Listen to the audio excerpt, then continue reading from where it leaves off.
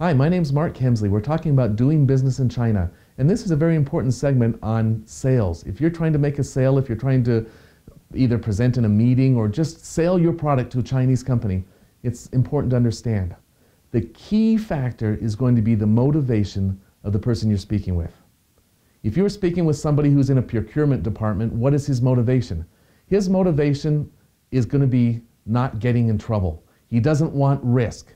To the Chinese people, security is extremely, extremely important, and nobody wants to risk his position or his income.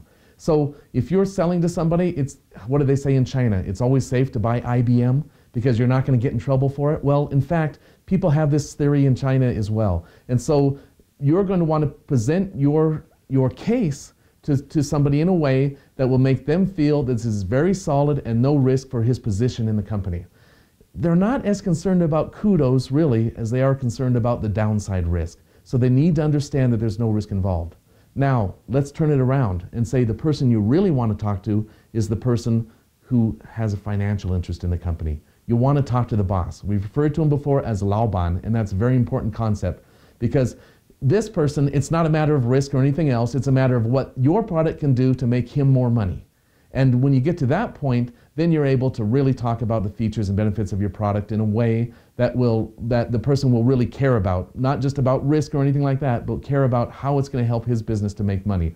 So you need to work probably through the person that's sort of at your level, but you need to find out a way through that person to get to the boss. And there are various ways that you can do that. If you want to see somebody who's really in charge of the company, you may simply suggest to the manager that you're dealing with is, I brought a gift from overseas and I'd like just a few minutes to present it to your boss. That will give you a chance to get in the door and just have a brief meeting where you can make him feel that you have a product or service that will help him to get rich.